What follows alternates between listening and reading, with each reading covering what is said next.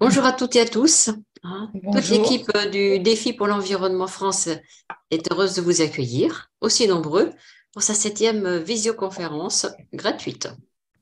Ce qui nous motive, toute l'équipe, c'est d'informer, sensibiliser le plus grand nombre, donner des pistes pour agir de manière concrète en faveur de l'environnement. Le thème de l'eau, Monsieur Pelt, le thème de l'eau est brûlant dans tous les sens du terme, il me semble. Vous allez nous parler de la gestion de l'eau en France, de la ressource en elle-même et de son devenir, puis nous présenter des stratégies et des solutions concrètes pour la préserver au mieux. Alors, merci, je vous laisse vous présenter et débuter la conférence. Merci, Monsieur Thomas Pelt. Merci beaucoup. Bonsoir à toutes et tous. Et merci pour cette invitation donc, à pouvoir parler de ce sujet qui nous occupe bien en ce moment, qui est passionnant et qui a des enjeux qui sont de plus en plus forts. Alors oui, avant de rentrer dans le déroulé de mon intervention, juste pour me présenter, moi je travaille à l'agence de l'eau Rhône-Méditerranée Corse. C'est l'agence de l'eau, je vais expliquer un petit peu plus ce que c'est, mais c'est un des 6 établissements publics il y a 6 agences de l'eau au niveau français, qui gèrent c'est un établissement public qui collecte des redevances pour l'eau et qui, selon le système pollueur-payeur, et qui redistribue des aides pour pouvoir préserver les milieux, restaurer le bon état des eaux, en particulier la qualité et également l'aspect quantité. Moi, je travaille à l'agence de l'eau depuis un peu plus de 25 ans.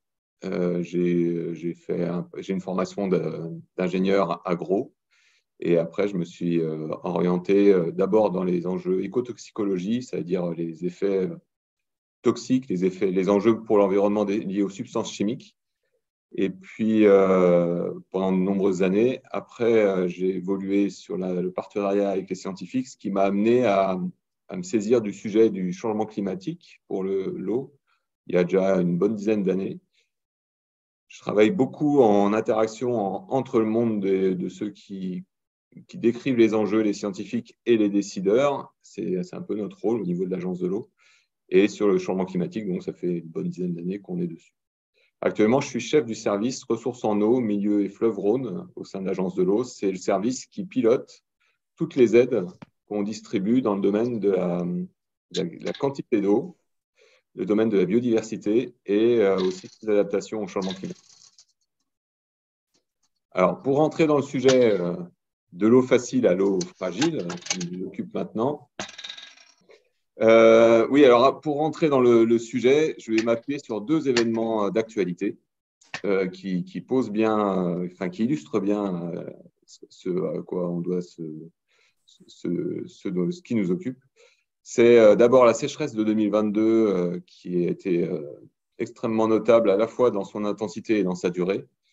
La question des sécheresses, c'est une question, une sécheresse, c'est des situations un petit peu exceptionnelles, mais qui nous amènent souvent à des situations qu'on appelle de crise. Donc une crise en soi, c'est pas forcément très grave.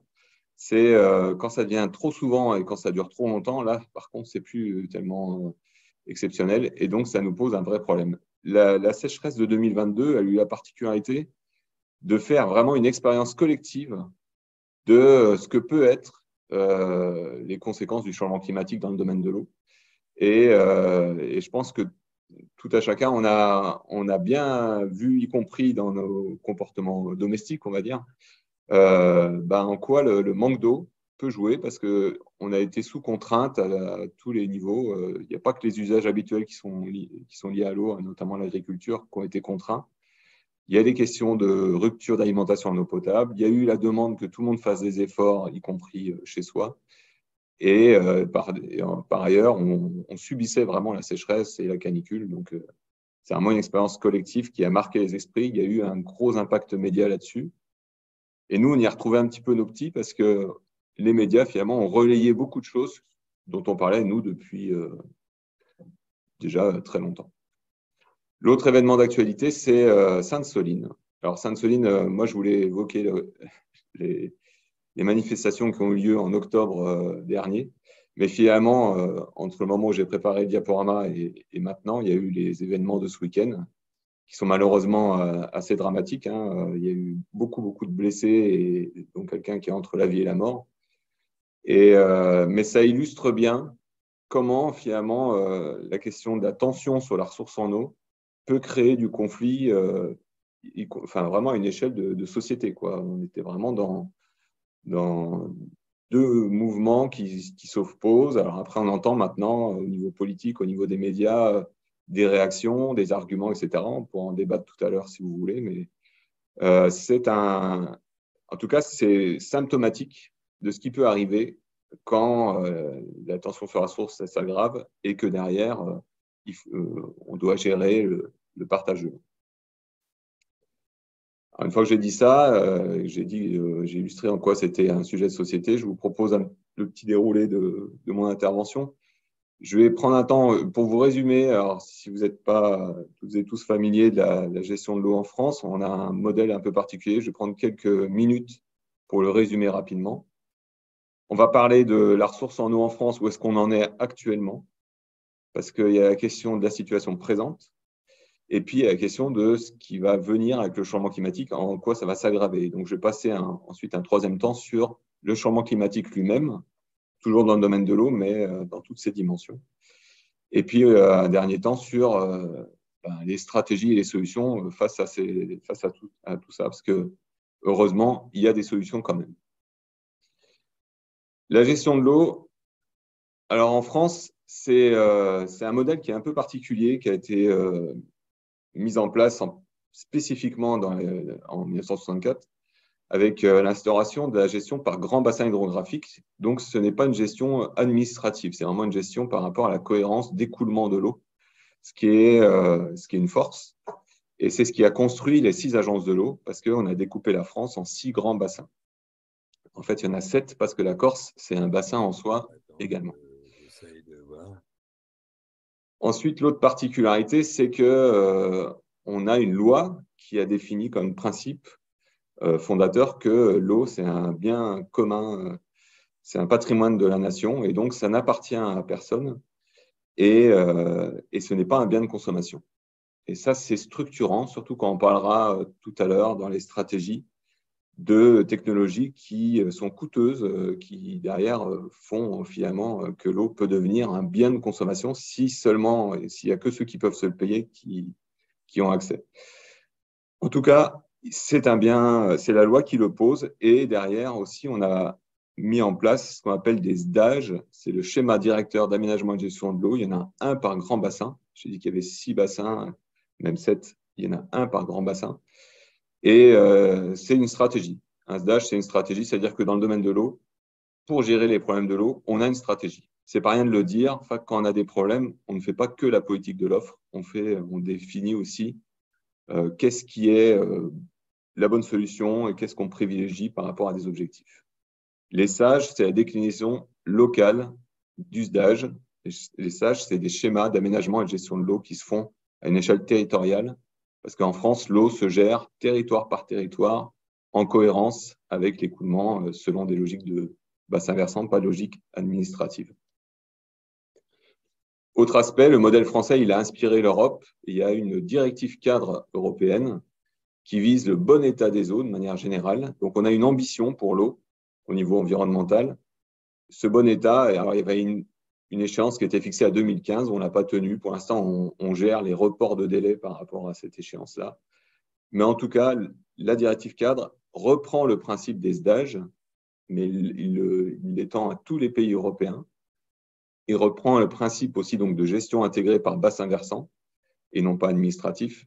Et il fixe un objectif de qualité qui permet de mettre dans la même direction tous les acteurs de l'eau.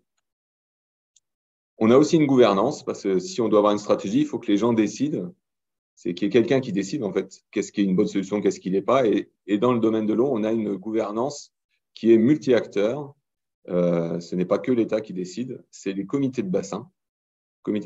Par grand bassin, il y a un comité de bassin qui est composé des représentants de l'État, des représentants des collectivités, des acteurs économiques et non économiques, donc industriels, agriculteurs, hydroélectriciens, protection de la nature, associations de protection de la nature, etc.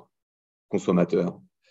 Et c'est fait une sorte de parlement de l'eau qui permet de définir qu'est-ce qui est la bonne solution enfin, en tout cas vis-à-vis des objectifs que l'on veut viser. Et enfin, on a des sous. C'est quand même aussi, on a des moyens financiers. C'est une politique qui peut avoir les moyens de son ambition. Et parce qu'avec le système des agences de l'eau, on collecte des redevances. On a l'essentiel, selon le principe pollueur-payeur, je le disais, l'essentiel des redevances, c'est quand même ce qui est lié aux factures d'eau de tous les consommateurs d'eau potable, mais il y a aussi les industriels et les agriculteurs qui payent la redevance.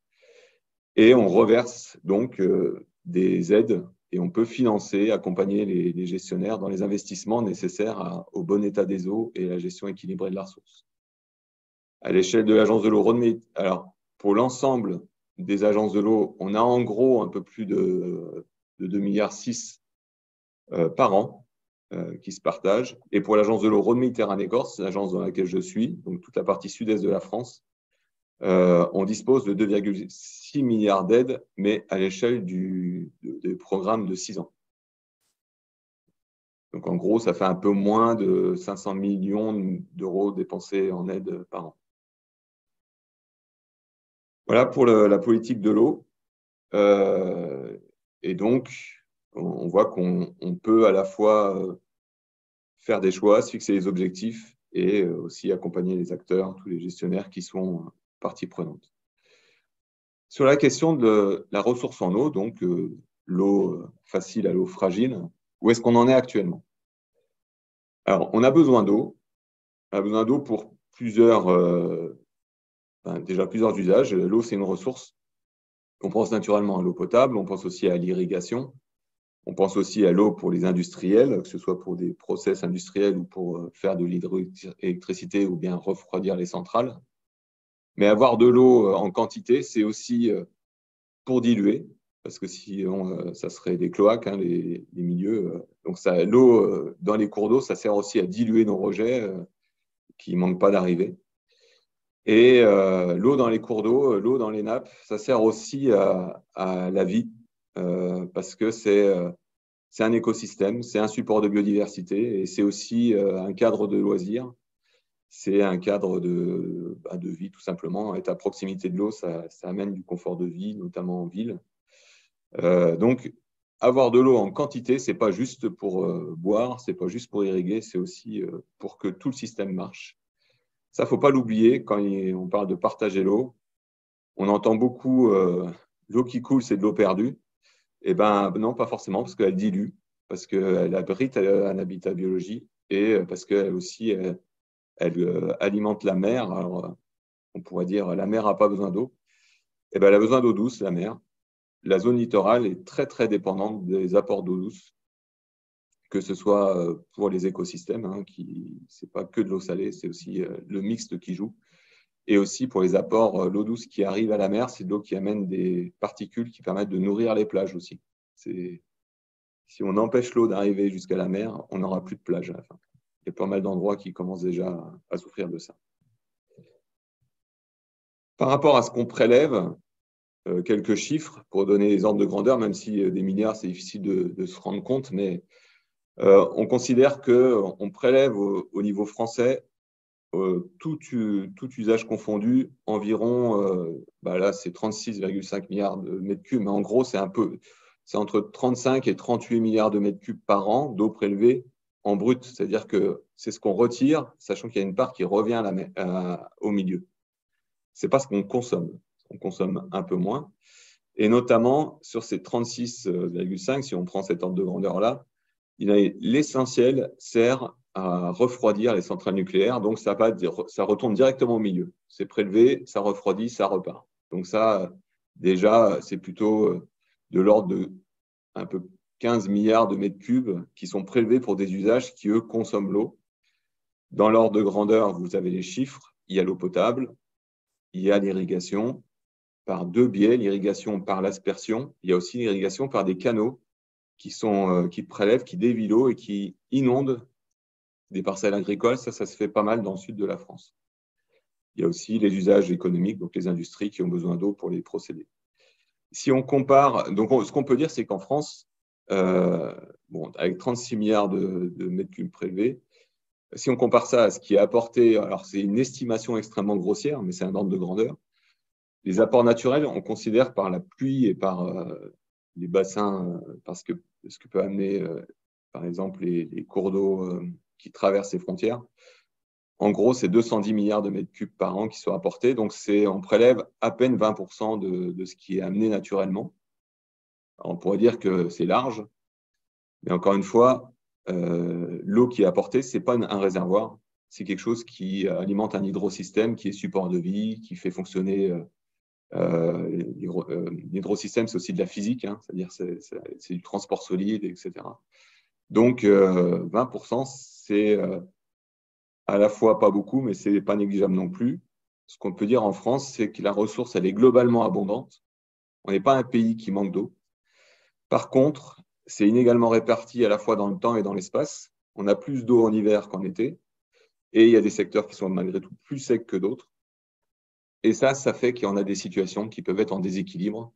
C'est-à-dire qu'à un moment donné, au moins sur quelques temps, on peut avoir moins d'eau disponible que de ce dont on a besoin à l'instant donné.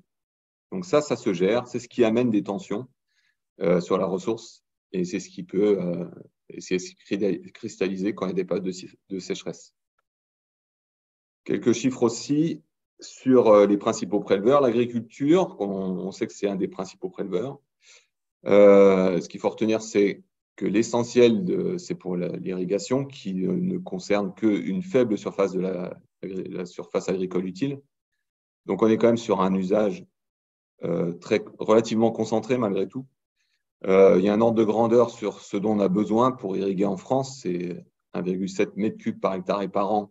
Si on compare à d'autres pays qui, eux, irriguent beaucoup plus, hein, l'Espagne ou l'Italie, vous voyez, c'est presque 5000 mètres cubes par hectare et par an. Ça dépend des cultures, ça dépend des pratiques.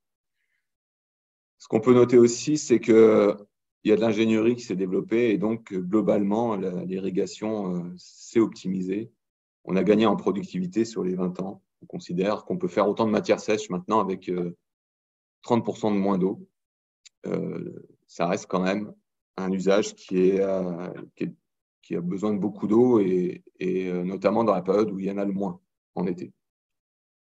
Sur l'eau potable, là, c'est un usage qui utilise de l'eau toute l'année. L'ordre de grandeur, on les a entendus il n'y a pas très longtemps dans les médias d'ailleurs. On considère que c'est autour de 150 litres par jour et par personne pour la France. Alors ça, c'est la moyenne. Si vous regardez déjà selon les régions, au sud de la France, on dépasse les 200 litres par jour et par personne, même les 250 dans certains endroits. Au nord, c'est un peu moins. J'ai mis quelques chiffres historiques et quelques chiffres dans d'autres secteurs du monde pour qu'on puisse se situer. Alors, avant la modernisation, on consommait moins de 20 litres par jour. Alors, c'est des ordres de grandeur, hein. Ce qui est notable, c'est que dans les années 70, par exemple, on était plutôt à une centaine de litres par jour. On a eu un pic au début des années 2000 et là, ça tend à redescendre un peu parce que globalement, dans les foyers, on optimise, on a de l'électroménager qui est plus efficace. Et donc, du coup, ça baisse sensiblement. Et j'ai mis des chiffres dans d'autres pays, notamment en Afrique. Hein, on voit, notamment dans l'Afrique urbaine, les zones urbaines en Afrique, on est à moins de 100 litres par jour et par personne. Alors qu'aux USA, par exemple, mais au Canada, c'est pareil, c'est extrêmement élevé. Aux USA, c'est plus de 450 litres par jour et par personne. La moyenne mondiale, vous notez, hein, c'est 40 litres par jour et par personne. Donc, on consomme quand même pas mal d'eau en France. Alors, ce n'est pas étonnant, j'ai dit juste avant, la ressource elle est considérée comme globalement abondante. Mais voilà, là, la tendance, de plus en plus, c'est ça sèche. Il y a des tensions qui reviennent régulièrement. Les situations de crise que j'évoquais deviennent régulières et de plus en plus longues. Donc, du coup, là, vous avez une illustration de… Alors, il n'y a pas 2022 là-dedans, mais c'est le nombre de fois où on se retrouve avec des épisodes de restrictions, avec des niveaux de crise dans la gestion de la sécheresse. C'est le niveau où on commence à contraindre des usages. Et en fait, il y a des secteurs, et notamment la partie sud-ouest de la France, où c'est de plus en plus récurrent. Et là, ça tend à augmenter aussi un peu partout en France et notamment la partie sud-est aussi régulièrement. Ça, c'est le bassin Rhône-Méditerranée, c'est celui sur lequel je travaille. Les zones marron, c'est les zones où on considère qu'on est en déséquilibre, ce que j'évoquais tout à l'heure, c'est-à-dire qu'en été, on n'a pas assez d'eau pour satisfaire tous les usages qui en ont besoin, et ça représente 40% du territoire. Donc, même si on est sur un pays où il y a assez d'eau, il faut qu'on gère le manque d'eau. Ça fait partie des sujets et il faut qu'on s'organise pour ça. Et en plus, avec le changement climatique, ça va s'aggraver. Je vais vous décrire un petit peu à quoi on doit se préparer. Cette carte-là, elle illustre. Alors, le changement climatique, c'est le monde, c'est le climat du monde qui change. Je vais repartir du monde et puis je vais aller vers nous. C'est pas rien de le dire parce que jusqu'à maintenant, le changement climatique, on le traitait toujours, enfin jusqu'à maintenant. Jusqu'au début des années 2000, on traitait le changement climatique depuis les années 70 comme la planète qui change. Donc, c'était toujours des diagnostics à l'échelle de la planète pour essayer de voir en quoi les gaz à effet de serre modifient le climat. Une fois qu'on a admis que, oui, ça a changé au point qu'il fallait s'adapter, on a régionalisé les modèles et on a commencé à donner un diagnostic par territoire. Ça, c'est quand même assez récent, c'est plutôt les années 2000 et ça progresse depuis, notamment avec un rapport du GIEC. Et donc, d'un signal de la planète, on va vers un signal de plus en plus régional et tout se passe pas de la même manière selon les territoires. Ce qu'on peut noter, et c'est l'intérêt de cette carte, c'est que la France, elle se situe sur un hotspot, sur un secteur où le changement climatique, il va assécher, il va réchauffer plus que dans d'autres secteurs du monde. La moyenne globale qu'on nous annonce, déjà, c'est déjà beaucoup. On voit que le scénario sur lequel on est, il est plutôt pessimiste et on n'infléchit pas. Mais en plus de ça, quand on parle du réchauffement global, la France, le secteur méditerranéen et la France en particulier, aura une variation qui sera encore plus marquée. Et c'est ce qu'on voit. Alors, la France, là, sur la carte, elle est orange, mais si on zoome un peu, la partie sud de la France est plutôt rouge, la partie nord est un peu plus orangée. Mais on n'échappe pas. Donc, on fait partie des secteurs où le changement climatique va aggraver à la fois les situations de sécheresse et de réchauffement, et donc de manque d'eau. On sait globalement à quoi on doit se préparer dans le domaine de l'eau face au changement climatique. Ça peut paraître aussi pas grand-chose de le dire, mais il y a d'autres domaines environnementaux où c'est moins net. C'est-à-dire que on ne sait pas l'ensemble de ce à quoi on doit se préparer. Enfin, quand on doit faire face à quelque chose, autant savoir à quoi on doit se préparer, on est un peu plus équipé. Il y a d'autres domaines que l'eau où, encore une fois, l'éventail de ce à quoi on doit se préparer, c'est moins clair. Sur l'eau, ce qu'on sait, il y a pas mal de modèles, il y a pas mal de travaux scientifiques, et puis c'est plutôt bien renseigné. C'est qu'il faut se préparer à vu qu'il fera un climat plus chaud et plus sec, globalement, l'enneigement va baisser, ce qui va jouer sur la logique de stockage, déstockage qui joue sur les saisons dans les secteurs qui dépendent des stocks de neige, et notamment le secteur sur lequel je travaille, tout le bassin du Rhône, mais aussi le secteur des Pyrénées, c'est très marqué. Les glaciers qui avaient l'avantage des glaciers, c'est de soutenir ce qu'on appelle les étiages, c'est-à-dire les bas débits en période estivale. Les glaciers, par leur fonte, permettent de garantir un minimum d'eau dans les cours d'eau qui dépendent qui se situent en aval des glaciers. Et progressivement, ils vont disparaître, ce qui fait qu'on va changer de modèle hydrologique. La période des hautes eaux et des basses eaux, l'équilibre va changer, notamment sur le bassin du Rhône. Je ne parle pas de pluie là, parce que le signal sur les pluies, il est un peu plus variable. La tendance est moins nette sur les dernières décennies et les modèles de changement climatique pour l'avenir sont aussi un peu moins nets. On sait que globalement, en réchauffant, on accélère le cycle de l'eau. Donc potentiellement, il peut y avoir plus de pluie, mais ça ne sera pas de la même manière, il ne pleuvra pas de la même manière. Ça pourrait être plus intense par moment avec des grandes périodes sans pluie. En tout cas, le fait qu'il fera plus chaud et plus sec, ça suffira à ce qu'on ait moins d'eau, à la fois dans les nappes, sous forme de recharge de nappes, et dans les rivières. Et ça, c'est un peu notre problème, c'est carrément notre problème.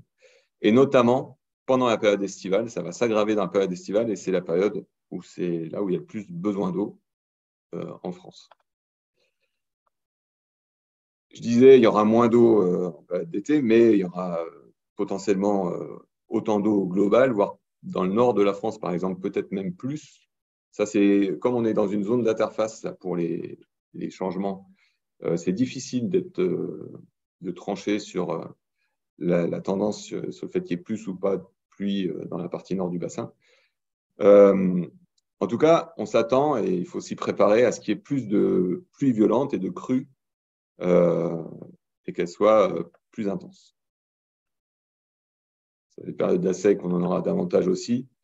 En tout cas, avec une eau qui serait plus chaude, parce que s'il fait plus chaud dans l'air, l'eau sera plus chaude aussi, et qui ait moins de débit, la biodiversité, globalement, la biodiversité aquatique, qui est une grosse part de la biodiversité quand même, va être fragilisée, que ce soit dans les cours d'eau, que ce soit dans les lacs, que ce soit dans même le milieu marin. Et ça reporte, ça amplifie les problèmes d'érosion de la biodiversité qui va nous poser encore d'autres problèmes par rapport à tous les services qu'elle rend pour la société. Voilà, ce n'est pas très joyeux, naturellement. Vous savez, hein, ça, comme je disais, ce n'est pas nouveau. On sait à quoi on doit se préparer. La question, c'est l'intensité des phénomènes. Et on a pas mal d'outils, des modèles pour ça. L'ordre de grandeur et où est-ce que ça va se passer. On utilise deux types de données pour aborder le changement climatique. Il y a les données du passé qui nous donnent une tendance évolutive sur les dernières décennies.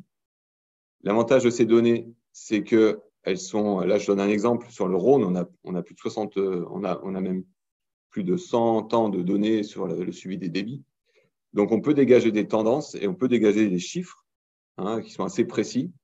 On sait que le Rhône, par exemple, depuis 60 ans, il a baissé, le débit du Rhône en été a baissé de 13%. Au niveau de Beaucaire, c'est pratiquement au niveau de l'embouchure, c'est un peu en amont. Et donc ça, c'est un chiffre précis pour un lieu précis. Ce qu'on utilise pour l'avenir, c'est les modèles, c'est-à-dire qu'on transforme le climat en débit futur, par exemple. On peut utiliser ça aussi sur la température, on peut utiliser ça sur l'assèchement des sols. Et du coup, là, par contre, on a des fourchettes. Parce que les modèles, c'est un certain nombre de partis pris, hein, même si les modèles sont très performants, ce n'est pas une boule de cristal, donc on ne peut pas on peut pas prédire l'avenir.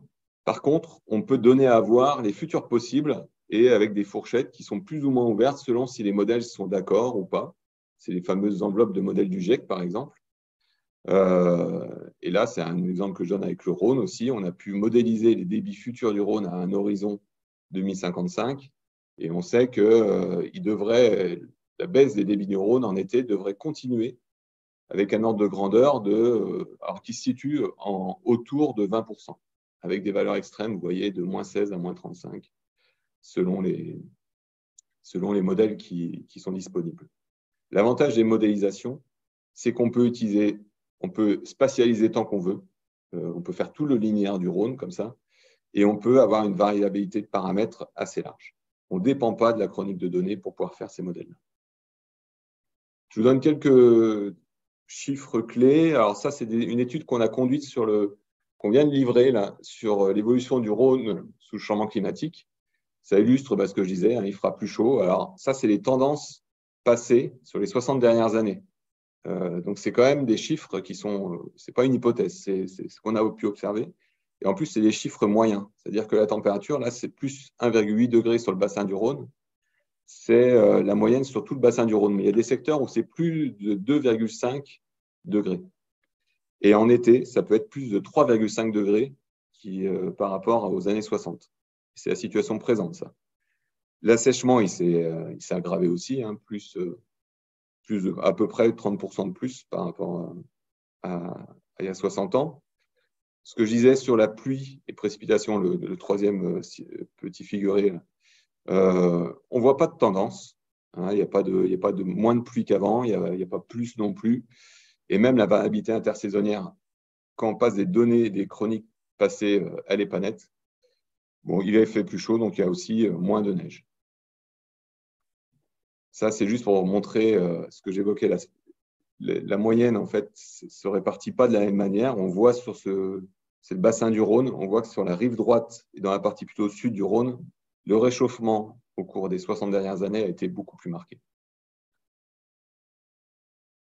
Là, un petit figuré un peu scientifique, c'est pour juste illustrer le fait qu'on s'appuie sur les travaux scientifiques pour faire ce genre de récupérer ce genre d'informations et essayer de sensibiliser les décideurs. Là, c'est des modèles qui projettent selon un scénario. Alors, le 2,6, c'est celui de gauche, c'est le scénario dit optimiste. Le 8,5, le 8,5, c'est celui qui est pessimiste. C'est-à-dire si on est plutôt sur le 8,5 actuellement. Et ça nous projette à l'horizon 2050, ah non, c'est même l'horizon 2080, pardon, celui-ci, les débits en été des cours d'eau de toute la France. Alors, forcément, encore une fois, c'est des évaluations, hein. C'est pas la vérité, hein. Mais l'ordre de grandeur, les modèles sont plutôt convergents pour aller vers quelque chose où il y aura les figurés rouges, c'est moins de 80, enfin au-delà de 77% de débit en moins en été. C'est quand même énorme. Bon, celui-là, je vais le passer. Dernier, et encore quelques chiffres clés aussi pour montrer. Je disais, la nature des phénomènes, on la connaît. L'ordre de grandeur, selon les données scientifiques, on peut aussi les avoir, pas pour tous les phénomènes. Je n'ai pas évoqué la montée du niveau de la mer, par exemple, aussi. Montée du niveau de la mer, on n'arrive pas à le modéliser sur la Méditerranée, par exemple, ni sur l'Atlantique. On est sur des hypothèses. Ça veut dire que si jamais la mer se réchauffe, du fait du réchauffement global, elle va se dilater. Par ailleurs, il y a la fonte des glaciers. Par ailleurs, rien que ces deux phénomènes-là font que globalement, le niveau de la mer va monter. Voilà. Mais on ne peut pas avoir l'estimation sur les berges. Quand on évoque plus 1 mètre en Méditerranée ou plus 1 mètre, par exemple, sur le bord Atlantique, c'est des hypothèses, en fait. Ce n'est pas des projections. Alors, face à ces problèmes, qui sont quand même inquiétants et qu'on observe déjà, quelle est en gros la stratégie? Alors, je disais, dans le domaine de l'eau, on sait à quoi on doit se préparer. On sait aussi, en gros, on a pas mal de solutions déjà disponibles. On a fait une première stratégie sur chaque bassin a une stratégie d'adaptation dans le domaine de l'eau. C'est pour ça que je parlais du comité de bassin au début, parce que il n'y a pas d'évidence partagée. Si vous parlez de changement climatique avec quelqu'un et vous posez la question, c'est quoi le problème, c'est quoi la solution? Il y a des chances qu'il n'y ait pas une évidence partagée. C'est-à-dire que selon les acteurs, on ne voit pas le problème sur les mêmes aspects et les solutions de l'un sont parfois une mauvaise solution pour l'autre. L'exemple de Sainte-Soline, il est retenu en général, mais on peut parler des canons à neige aussi, ou on peut parler d'autres techniques. C'est une bonne solution pour les usagers économiques qui ont recours. Pour adapter l'agriculture, pour eux, c'est une bonne solution. Par contre, pour d'autres acteurs, ils considèrent que c'est un problème. C'est-à-dire que face au changement climatique, dans le domaine de l'eau, on ne peut pas faire que la politique de l'offre en disant voilà tout ce qui est possible de faire. Parce qu'on va être confronté à des solutions qui s'opposent. Et donc, ça peut créer du conflit. D'où l'importance d'avoir une gouvernance, d'avoir des acteurs qui s'organisent pour décider, qui se fixent un objectif commun et qui décident de la stratégie. C'est la différence entre la boîte à outils et la mise en mouvement pour travailler dans le bon sens. Comme on a un comité de bassin, comme il est multi-acteurs en plus, l'avantage, c'est qu'on peut débattre et dire voilà les problèmes, voilà les solutions, qu'est-ce qu'on veut ensemble. Et c'est ce qu'on a fait avec le premier plan bassin d'adaptation, la stratégie qu'on a adoptée en 2014. Et chacun des 7 grands bassins a une stratégie du même type. Là, je vous résume. Notre stratégie, pour celle de Rhône-Méditerranée, elle est basée sur 3 grands principes. Sachant que derrière, il y a une batterie de solutions. On a une soixantaine de mesures qu'on propose pour s'adapter, mais il y a en gros 3 grands principes. On les retrouve dans les autres stratégies des bassins, des autres agences de l'eau. Le premier, c'est déjà retenir l'eau dans les sols. Pourquoi? Parce que le changement climatique, il vient, en gros, l'aggravation, elle passe vraiment par l'interaction entre l'eau et le sol. Je disais, il n'y a plus de débit parce que, indépendamment de la pluie, l'assèchement fait que l'eau qui tombe n'arrive pas jusqu'au cours d'eau, ne recharge pas les nappes. Et donc, il y a tout un travail sur l'eau et le sol. Dans un domaine, en France, on a tout construit la politique de l'eau autour des tuyaux. On collecte, on traite, on évacue, on prélève, on traite, on distribue. Et même les cours d'eau, on les a canalisés dans pas mal d'endroits. Et donc, l'interaction au sol reprend sa place du fait du changement climatique parce que notre politique du tuyau, elle vient aggraver les choses. L'autre axe, c'est la lutte contre le gaspillage en eau. En France, je disais, on a une ressource qui est globalement abondante et donc on est un peu habitué à consommer de l'eau. On en consomme, on ne se pose pas la question de savoir si on va manquer d'eau. Même à titre personnel, ouvrir le robinet, on ne s'inquiète pas, l'eau, elle va couler. Et donc, du coup, ça nous amène à nous comporter un peu comme des enfants gâtés. C'est ce qui fait qu'on utilise nos 150 litres par jour, alors que d'autres arrivent en moyenne mondiale, ils en sont à 40 litres par jour. Alors que globalement, les modèles sociaux sont en train de s'équilibrer à l'échelle du monde. Voilà, on ne se pose pas la question forcément de est-ce qu'on va manquer d'eau. Quand je l'évoquais, hein, les canons à neige, souvent, ce qui nous inquiète, c'est est-ce qu'il fera assez froid pour faire du canon à neige, pour faire de la neige. Mais est-ce qu'on s'inquiète du fait qu'il y a assez d'eau? Ben, pas si souvent que ça. Et donc, du coup, en se préparant au manque d'eau, on peut déjà s'interroger à toute l'eau qu'on utilise et dont on n'aurait pas besoin parce qu'il y a des fuites, parce que on n'est vraiment pas très optimal sur la manière de prélever et d'utiliser l'eau. On a une marge de manœuvre là-dessus. Donc, il y a notamment les économies d'eau. Et enfin, le dernier aspect, le dernier axe, c'est pour la biodiversité. C'est ce qu'on appelle l'espace de bon fonctionnement des milieux. C'est-à-dire que là, je vous représente une petite image qui représente les cours d'eau tels qu'on les a aménagés après les remembrements pour essayer de donner un maximum de place à l'agriculture. Eh ben, face au changement climatique, ça marche plus. Ça marche plus parce que la ligne d'eau, elle est toute simple. La biodiversité est complètement fragilisée. Il n'y a plus de ripisylve. Et ce qu'on va faire, c'est recréer du mouvement dans l'eau, à la fois dans sa manière d'écouler, pour qu'elle ne se réchauffe pas trop vite, dans les ripisylves, dans la diversité des habitats. Parce que s'il y a encore une fois l'eau est chaude et qu'il y a moins d'eau, la biodiversité va s'écrouler. Donc ça, c'est le troisième axe sur lequel on travaille. Et en pratique, si vous demandez à ceux qui sont partie prenante dans la gestion de l'eau, ben, ça veut dire quoi ça, c'est le grand principe? Qu'est-ce que je peux faire en pratique? Ben, on a plein de solutions et on les met déjà en œuvre pour avoir des usages plus sobres en eau, boucher les fuites, l'entretien des réseaux d'eau potable, l'entretien des réseaux d'irrigation, par exemple. Ça se fait. Il y a des techniques, il y a des sous, il y a des responsabilités, il y a des prises de compétences en intercollectivité. Il y a aussi toute la logique les retenues, par exemple. Les retenues sont potentiellement une solution parce qu'on stocke l'eau l'hiver pour l'avoir l'été. On peut aussi interconnecter des réseaux. C'est ce qui a fait défaut dans pas mal de petits villages, par exemple, en été 2022, parce qu'ils étaient isolés dans leur rapport à leurs ressources en eau. L'eau s'est asséchée, enfin la ressource s'est tarie, on va dire. Et ben, s'ils n'étaient pas en intercommunalité, en prise de compétences eau, ils n'ont pas forcément interconnecté leur réseau et ils n'ont pas pu bénéficier de celui qui, lui, avait encore de l'eau. Ça, c'est des choses qui se font aussi, d'aller connecter des secteurs où il reste de l'eau alors qu'il y en a d'autres qui manquent d'eau. Il y a toute la question de la réutilisation, la récupération des eaux pluviales, la récupération des eaux usées traitées pour la réutiliser et aussi le recyclage dans les process industriels. On pourra en parler si vous voulez, il y a pas mal d'ingénierie là-dedans. Par rapport à l'eau et le sol, ça, on redécouvre, et ça prend pas mal, tout ce qu'on peut faire sur le travail du sol, que ce soit en agriculture, avec les cultures de conservation des sols, avec la présence de haies dans les paysages ruraux, par exemple, aussi, qui favorisent l'infiltration. L'idée, c'est de retenir l'eau un maximum dans le sol.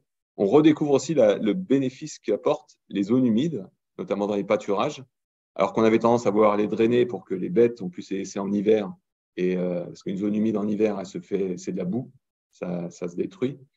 Donc, parfois, ils cherchent à les drainer. Là, en été, on est bien content de les avoir parce que c'est des secteurs où l'herbe reste verte, alors que les paysages de pâturage sont complètement desséchés. Et il y a aussi la désimperméabilisation. En tout cas, le fait de ne déjà ne plus artificialiser. Il y a une démarche de zéro artificialisation nette d'ici à 2050 qui a été fixée au niveau national. Et donc, il y a une démarche de progrès vis-à-vis de ça au niveau des collectivités. Et on peut aller au-delà, même désimperméabiliser des secteurs qui sont imperméabilisés du fait de l'histoire des villes. On accompagne beaucoup de collectivités sur des pratiques là-dessus pour réinfiltrer notamment directement l'eau de pluie plutôt que de la collecter et de l'amener dans des traitements, par exemple. Normalement, l'eau de pluie, elle est évacuée par les réseaux pluviaux, mais souvent, quand on est en réseau unitaire, ça part à la station d'épuration et on épure de l'eau de pluie. Donc là, si on peut l'infiltrer directement dans les sols, à l'échelle des parcelles, y compris en milieu urbain, on gagne et on rend service à l'équilibre entre l'eau et le sol. Et pour la biodiversité, les habitats naturels aquatiques, on les a beaucoup dégradés, soit les zones humides qu'on a détruites, ou bien les cours d'eau qu'on a recalibrés, rendus droits et on a fait des tranchées de char. Ça dysfonctionne.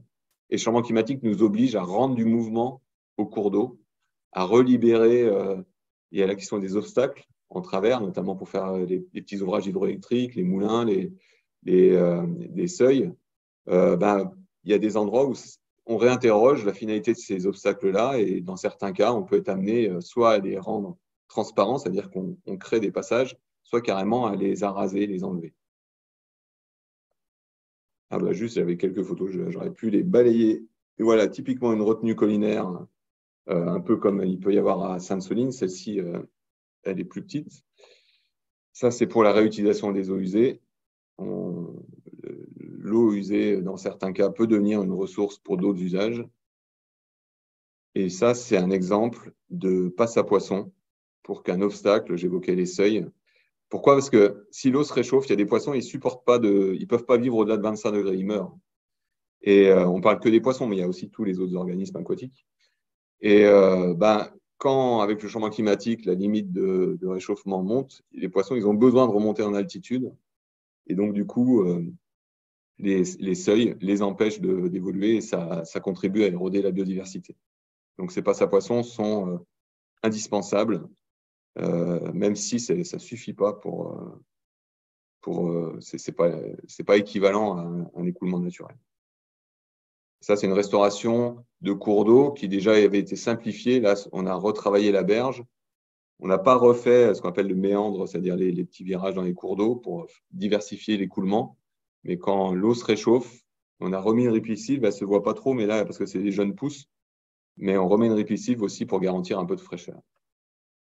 Ça, c'est une zone humide. On redécouvre toutes les vertus des zones humides avec le changement climatique. Voilà, je vais terminer, comme ça on pourra rentrer dans le débat. Ce que je veux dire sur le changement climatique, on voit que globalement, on a pas mal de solutions. Et d'ailleurs, elles sont déjà mises en œuvre. Je parlais du SDAGE, toutes ces solutions que j'évoque, elles sont mises en œuvre, ne serait-ce que pour satisfaire aux objectifs de bon état du temps présent là, dont on a besoin. On n'a pas besoin du changement climatique pour viser cette mise en œuvre. Le changement climatique, il nous oblige à aller soit plus vite, soit plus fort. Il accélère un petit peu la mobilisation qui est nécessaire chez les acteurs de l'eau. Ce que j'évoquais là, c'est quoi le problème, c'est quoi les solutions, pas d'évidence partagée, j'y reviens pas. Mais ça illustre les conflits qu'on peut avoir autour de l'eau. On va en parler juste après, je pense. Et une petite illustration pour finir, c'est si on parle de manque d'eau, il y a des sociologues au niveau international qui travaillent sur la notion de fixe hydrosocial. C'est le fixe au sens de la drogue, quand on se fait un fixe de shoot.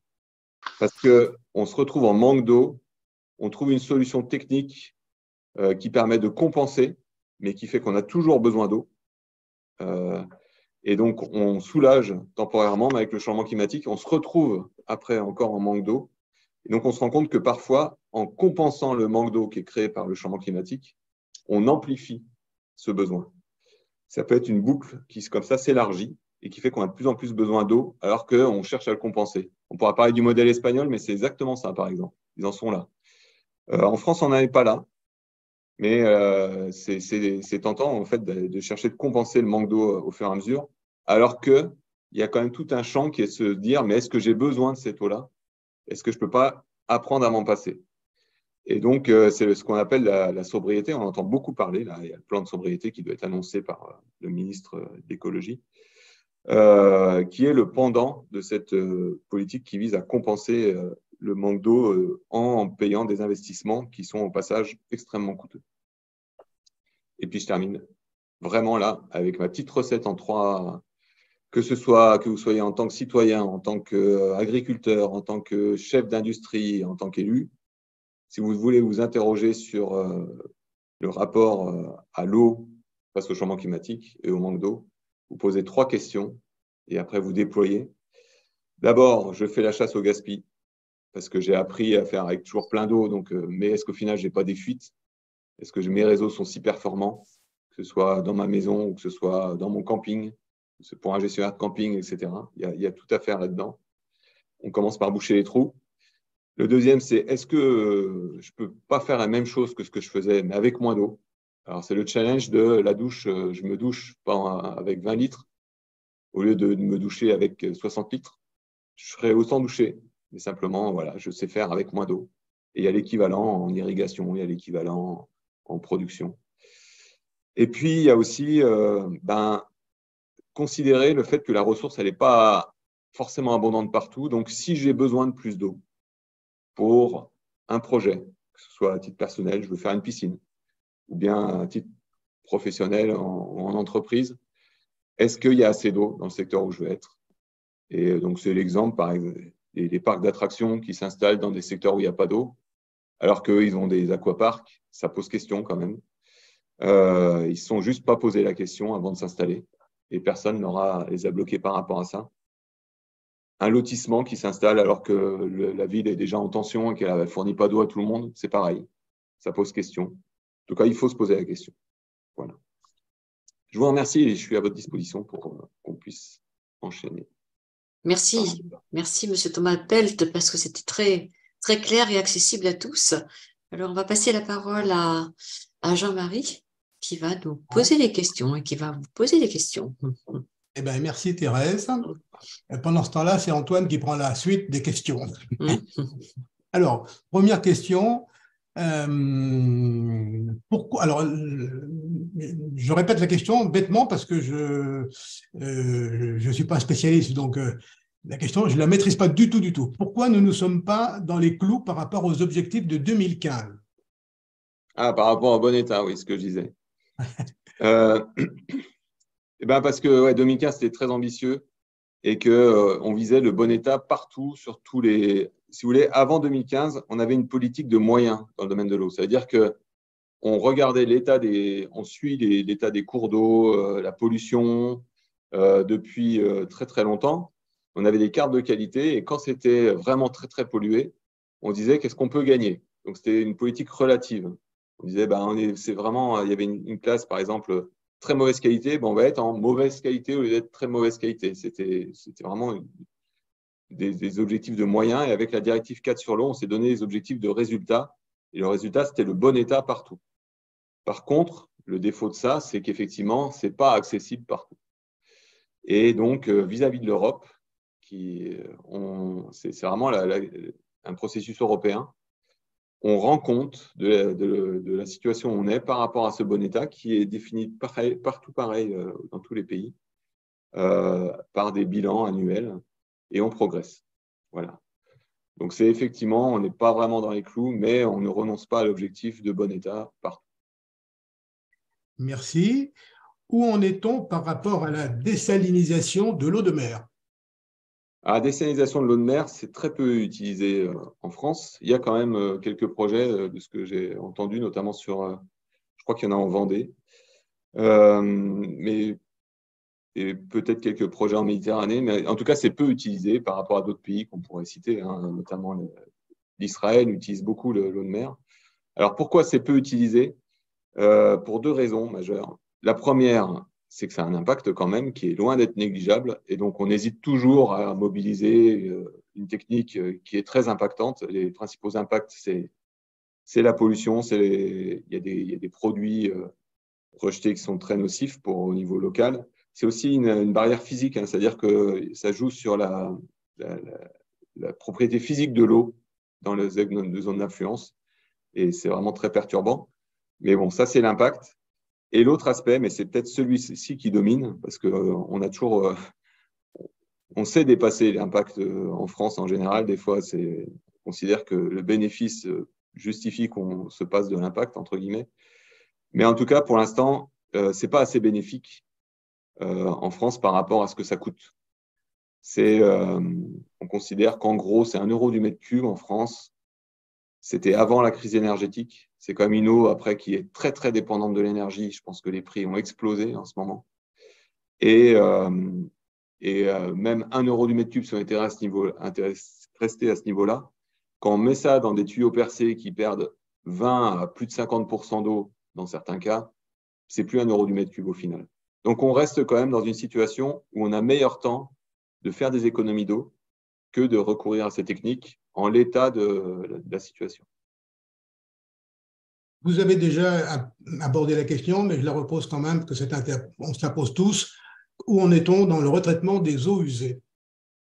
Alors, les eaux usées traitées, c'est un peu la même chose que pour le dessalement, c'est-à-dire que, alors, ce n'est pas tellement la question de l'impact, parce que là, il y a assez peu d'impact. Le principal impact des eaux usées traitées, c'est que malgré tout, quand on la réutilise, c'est de l'eau qui ne retourne pas au milieu. Et il y a quand même des cours d'eau qui ont besoin de cette eau qui est rejetée par les stations d'épuration. Il y a des petits cours d'eau où l'essentiel du débit, il est lié à ce qu'on rend par la station d'épuration. Donc ça pourrait poser question, mais au-delà de ça, il y a la question sanitaire qui est quand même naturellement à prendre en compte. Là-dessus, c'est de plus en plus cadré et le champ d'utilisation est de plus en plus précis. Enfin, en tout cas, il s'élargit et on précise les conditions dans lesquelles on peut utiliser les eaux usées traitées par rapport à des usages d'irrigation, d'arrosage de secteurs publics, ça peut être des stades ou des golfs. C'est les deux principales, ou d'arrosage de parterres dans les villes. Voilà, tout ça, c'est encadré. Mais ça nécessite, en fait, à la sortie des épurations classiques telles qu'on les a en France, ça oblige derrière à mettre des techniques d'épuration, ce qu'on appelle le traitement quaternaire.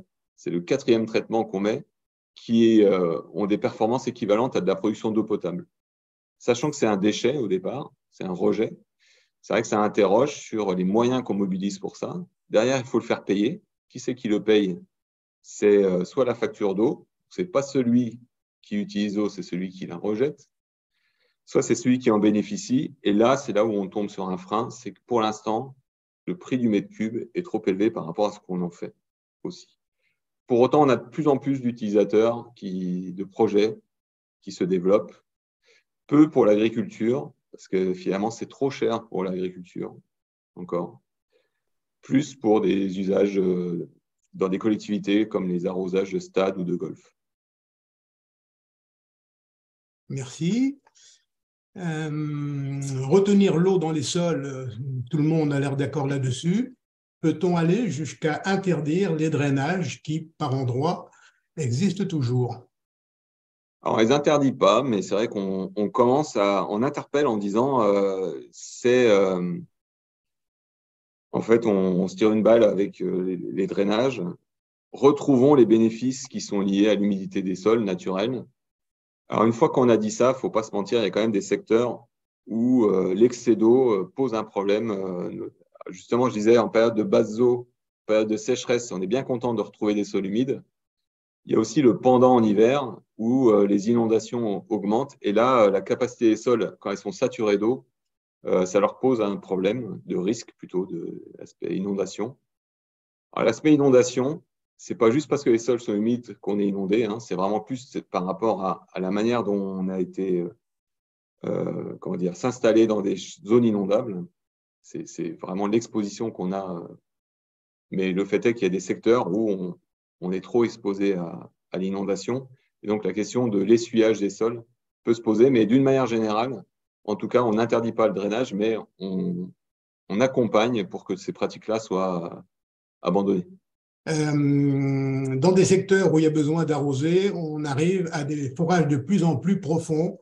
Est-ce qu'il n'y a pas non plus là une limite? Alors, la question des forages, oui, bien sûr, il y a une limite. Alors, normalement, il y a plusieurs enjeux autour des forages. Déjà, il y a l'enjeu d'avoir l'inventaire des forages. C'est-à-dire qu'il y a beaucoup de forages qui ne sont pas connus. Et donc, l'impact cumulé par rapport aux nappes, notamment le fait que les nappes, le niveau des nappes baisse et que la ressource soit en danger, ça peut nous poser problème. Donc, on a un gros enjeu à faire l'inventaire de tous les forages, y compris les plus petits. Il y en a qui ne sont pas déclarés, il y en a où simplement les gens ne savent pas qu'il faut déclarer. Donc, on a des techniques là pour essayer de repérer les. Enfin, c'est pas nous, c'est plutôt les services de l'État, hein, pour essayer de repérer les forages. On peut utiliser il y a des modèles qui, avec la spatialisation, repèrent les secteurs où il y a davantage de forages possibles et après, ils vont faire des visites. Donc, c'est un enjeu d'inventaire déjà. Et puis, il y a aussi donc un enjeu de gestion stratégique des nappes. En France, on a toute une politique sur ce qu'on appelle les ressources stratégiques, c'est-à-dire on essaye de préserver des aquifères, des nappes, pour le futur, et en tout cas, on les réserve pour l'eau potable. Et donc ça, on essaye on ne peut pas arriver, premier service sur une nappe et aller prendre l'eau comme ça. Il y a des secteurs qu'on essaye de préserver vis-à-vis de ça.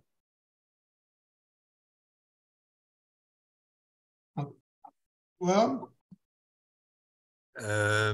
J'ai une question qu'on me transmet. Le refroidissement des centrales nucléaires, est-ce qu'elles peuvent travailler avec moins d'eau ou est-ce qu'il y a des techniques qui sont envisagées pour qu'elles consomment moins d'eau? Alors, les centrales nucléaires, il y a un petit paradoxe, et d'ailleurs dans ce que va annoncer le ministre sur les efforts globaux de sobriété, là, si on s'appuie sur les 36 milliards de mètres cubes là, que j'évoquais, ou 38 ou 35, c'est en tout cas cet ordre de grandeur-là, l'essentiel de ce qui est prélevé, effectivement, c'est les centrales nucléaires qui prélèvent au fil de l'eau dans les cours d'eau, le Rhône beaucoup, la Loire aussi, un peu, alors Golfech, je ne sais plus sur la Garonne si c'est en circuit ouvert ou pas. En tout cas, il y a les circuits ouverts et les circuits fermés. Les circuits ouverts, il n'y a pas de cheminée. Ils prennent l'eau dans le cours d'eau, ils refroidissent, ils rendent. C'est l'essentiel des volumes que je disais. Mais en gros, ils ne consomment pas d'eau. Donc, tout revient au milieu. Elle est juste plus chaude, ce qui est loin d'être innocent. Hein, c'est même un gros problème. Mais il n'y a pas moins d'eau. Et le paradoxe, c'est que si on veut que ces usines-là prélèvent moins d'eau, on les pousse. Enfin, la solution, c'est de passer en circuit ouvert, où là, on prélève beaucoup, beaucoup moins d'eau. Par contre, on en consomme plus. Parce que ça, c'est les cheminées, là, les aéroréfrigérants, où là, l'ordre de grandeur de prélèvement d'eau est pas du tout comparable. Hein, c'est négligeable par rapport aux 21 milliards de mètres cubes que j'évoquais tout à l'heure. Mais par contre, c'est de l'eau perdue. Là, c'est perdu. En tout cas, pour l'hydrosystème, ça part dans l'atmosphère sous forme de vapeur d'eau. Donc là, ça consomme. Ça refroidit, ça ne réchauffe pas l'eau des cours d'eau, ça par contre. Par contre, ça consomme de l'eau. Merci bien. J'ai une autre question concernant l'avenir de la navigation fluviale. Alors, l'avenir de la navigation fluviale, alors il y a deux niveaux. Il y a les canaux et il y a les cours d'eau navigables. Sur les canaux, on retrouve les enjeux. Les canaux, c'est des usages préleveurs. Hein. Dans les chiffres que je mettais au début, il y avait un chiffre qui était les canaux. Les canaux, il y a deux types d'usages, irrigation et navigation. Parfois, c'est mixte d'ailleurs. Hein. Il y a des canaux dans le sud qui servent à la fois à irriguer et à naviguer. Et donc, les canaux en usage préleveur, il y a eu dans les années de sécheresse des contraintes techniques, c'est-à-dire qu'ils n'avaient plus à remplir les canaux, ils ne pouvaient plus prélever au niveau et donc potentiellement, ça pouvait amener à des contraintes, à des limites d'usage navigation dans certains canaux. J'ai entendu parler sur Bourgogne-Franche-Comté notamment. Et puis après, sur les cours d'eau, alors, sur les cours d'eau, on n'est pas à un niveau, en tout cas sur le Rhône, on a fait l'estimation. On considère que malgré la baisse des débits que j'évoquais et malgré les projections climatiques qu'on a, le Rhône restera navigable sans contrainte, notamment parce qu'il est aménagé et que même s'il y a moins de débit, le niveau d'eau va rester globalement le même. Je ne peux pas dire ce qu'il en est sur d'autres cours d'eau navigables, parce que je n'ai pas les informations, mais en tout cas sur le Rhône, ce n'est pas un problème. Alors, j'ai la dernière question que j'ai notée, que je vais vous retransmettre parce que je ne la comprends pas dans son détail. La gestion par bassin versant a malheureusement été un peu remise en cause par la GEMAPI, qui donne la compétence au territoire administratif via les collectivités, ce qui oblige de reconstituer les bassins pour les syndicats. Ça vous dit quelque chose? Oui, oui, la GEMAPI. La GEMAPI, c'est le rapprochement et même la fusion de l'enjeu PI, c'est prévention des inondations ou protection des inondations, et l'enjeu risque, on va dire, et l'enjeu gestion des milieux aquatiques. On était dans une situation, donc c'est ce qui fait GEMA, ça veut dire gestion de l'eau et des milieux aquatiques. On était dans deux champs de compétences qui, dans certains endroits, n'étaient pas gérés par les mêmes personnes. Et du coup, on pouvait avoir des mesures de protection des inondations qui étaient contraires aux enjeux de protection des milieux, parce qu'en gros, on met des digues, on peut être amené à mettre des digues, à sécuriser, etc. Et inversement, les objectifs de gestion des milieux pouvaient s'opposer. C'est ce que je disais, parfois, il y a des mesures qui s'opposent. Donc, il y a eu une mesure qui a été prise, il y a une loi qui a été prise qui a obligé à ce que les compétences se fusionnent. Et donc, du coup, ça a rebrassé effectivement la gouvernance au niveau local dans ce qu'on appelle la GEMAPI, la prise de compétences GEMAPI. Alors, par contre, par rapport à la question, nous, on l'a vu vraiment comme l'occasion d'être beaucoup plus cohérent avec une logique hydrographique, parce que pour le coup, on retombe sur la logique GEMA, qui est une logique bassin versant. Je dis, toute la politique de l'eau est construite sur les bassins versants. Et là, à l'échelle des petits bassins versants, un petit cours d'eau, et généralement à l'échelle intercommunale. Donc, on reste quand même, je suis un peu étonné sur… normalement, la GEMAPI ne se fait pas dans une limite administrative, mais plutôt cohérente avec l'échelle des bassins versants. Bon, j'ai une question je reprends la main une seconde, une question qui revient sur l'actualité et les bassines.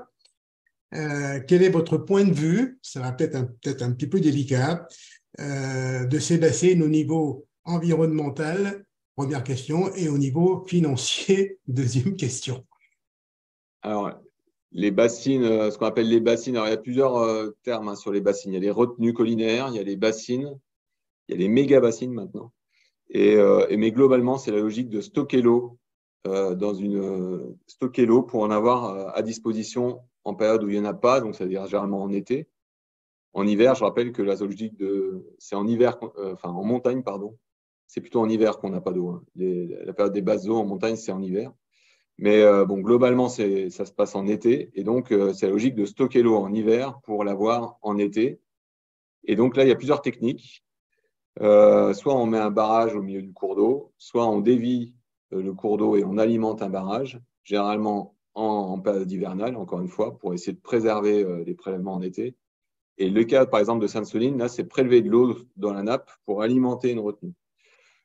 Au niveau de l'agence de l'eau, on n'a pas de position dogmatique sur toutes ces retenues, tous ces stockages. On en finance, parce que c'est quand même une technique qui permet de soulager les prélèvements d'été, et ça, c'est notre priorité. Alors, on dit pas que c'est une bonne ou une mauvaise solution. On nous dit parfois que c'est une solution qui est évidente. Là, par contre, on n'est pas vraiment d'accord. On ne peut pas dire que ce soit une évidence, les retenues, les stockages ou les bassines. Pourquoi? Pour plusieurs raisons. Déjà, parce qu'il y a un impact, il ne faut pas le nier. Malgré tout, c'est un impact, ça détruit de la biodiversité, ça fait un obstacle à l'écoulement. L'eau d'hiver, il y en a besoin quand même pour le fonctionnement du transport solide, pour plein de services que je pourrais détailler s'il y a besoin. L'autre aspect, c'est que souvent, ce qui fait débat, c'est le fait que ces ouvrages-là, ils coûtent très, très cher. Ils fonctionnent beaucoup avec de l'énergie. Et donc, on retombe dans un système où finalement, on ne prélève pas moins d'eau, voire on en prélève plus, alors que globalement, la ressource se raréfie et on se l'approprie même. Et ça, c'est en gros parce qu'on a les moyens de se le payer. C'est toute la question de qui paye au bénéfice de qui. La retenue de Sainte-Soline, par exemple, c'est plusieurs millions d'euros. Hein. Je crois que c'est 7 millions d'euros la retenue de Sainte-Soline, financée pour l'essentiel par des crédits publics. Donc, dans ce cas-là, forcément, on doit se poser la question du bénéfice collectif de cet ouvrage-là et de qui en bénéficie. En l'occurrence, d'après ce que j'ai pu lire, et moi je ne suis pas sur le territoire, mais c'est une vingtaine d'agriculteurs qui en bénéficient. Donc c'est forcément un choix qui se fait en collectif. Et ce qui fait débat sur les retenues, c'est quand on arrive directement avec le projet, juste en disant « j'ai besoin d'eau, vous me payez l'ouvrage et je vais pouvoir continuer à prélever ». Eh bien, même si l'agriculture a besoin d'eau naturellement, même si on ne veut pas que l'agriculture s'effondre, on ne peut pas tourner le projet dans ce sens-là. On est obligé de commencer par un diagnostic collectif du territoire. Quelle est la place de cet usage dans le territoire? Est-ce que collectivement, on est d'accord qu'il faut aller jusqu'à cette solution-là? Et qui doit le payer au bénéfice de qui? Les situations de conflit, souvent, c'est parce qu'on a raté une de ces étapes-là. Alors, encore une fois, je ne suis pas sur le territoire de Sainte-Soline, donc je ne peux pas aller trop dans le détail de ce dossier-là, mais on en a, nous, sur notre bassin, on a accompagné plusieurs dizaines de retenues de ce type-là. Oui, donc une question plus précise, M. Pelt. Les lacs de Sainte-Croix et de Serponçon sont au plus bas niveau. Quel impact sur la production électrique aujourd'hui? Alors oui, la sécheresse de 2022 a été vraiment dure là, pour ces deux lacs en particulier, mais plus globalement sur les logiques de tous les barrages hydroélectriques. Alors, ils ont bénéficié de printemps 2022, il y avait encore de l'eau. C'est vraiment la sécheresse qui fait que ça s'est vidé globalement petit à petit. Et il y a eu en plus la crise la crise de l'énergie qui fait que stratégiquement, les barrages, l'hydroélectricité a été très peu mobilisée cet été, à la fois pour garder le stock et en plus pour essayer d'avoir une alternative pendant l'hiver face aux autres sources d'énergie. Là, ça se tend de plus en plus parce que notamment l'hiver a été très sec et on n'a quasiment pas de stock de neige. Et donc, on va arriver dans l'été, le printemps et l'été prochain, vers vraiment un arbitrage qui va être très très fin entre l'usage hydroélectrique qui sera sans doute peu utilisé en été et la préservation des milieux. Parce que ces barrages-là, ils sont tenus de donner un débit réservé en aval, vu qu'ils ont complètement artificialisé l'écoulement de la vallée et que malgré tout, ces cours d'eau ont besoin d'une diversité d'écoulement. Ils ont des contraintes de restitution des débits en été qui, elles, vont être maintenues. Donc, ça se suit de très près. Il me semble avoir vu une carte. Alors, c'est piloté au niveau national. Hein, il y a un suivi, ce qu'on appelle le CACH, c'est le Comité d'anticipation des sécheresses hydrologiques, qui fait un état de remplissage des barrages. Et la dernière fois que j'ai vu une carte, ce n'était pas les deux les plus problématiques. Il y en a d'autres, c'est plus problématique que ça. Mais en tout cas, tout ce que je peux dire, c'est que c'est suivi de très très près et pour essayer de la logique de stockage-déstockage, bien l'optimiser. J'ai encore une question. Est-ce que planter des haies ou créer des fossés perpendiculaires, parallèles à la pente, pourrait être imaginé et pourrait avoir un impact intéressant? Oui, alors ça, on le promeut, on le finance, nous aussi d'ailleurs. C'est complètement, ça permet de jouer sur ces aménagements paysagers qui permettent d'infiltrer, rendre de l'infiltration, et c'est loin d'être négligeable. Au passage, ça favorise aussi la biodiversité. Ça évite aussi le ruissellement et l'érosion des sols. Et donc, après des décennies, on a essayé de simplifier le paysage pour l'optimiser, le paysage agricole pour l'optimiser. On revient là-dessus. On fait ce qu'on appelle les marathons de la biodiversité où on restaure des haies, des kilomètres de haies. Et donc, oui, c'est complètement des leviers qu'on favorise. Y compris dans nos grandes plaines agricoles comme la Beauce ou la Brie? C'est une question, là. Ça vaut le coup de se poser la question. Il faut une approche topographique, intégrée d'un point de vue paysager. Il y a de l'ingénierie pour ça. Ouais, ça vaut quand même vraiment le coup de se poser la question. C'est multi-bénéfices, hein. C'est ce qu'on appelle les solutions fondées sur la nature, d'ailleurs. Parce que ça permet c'est support de biodiversité, ça évite l'érosion des sols, ça infiltre, ça épure aussi pour certains produits chimiques. Voilà, c'est à promouvoir. Une dernière question. Oui, une question. Pourquoi reste-t-on sur la gratuité de l'eau dans les forages utilisés pour les loisirs?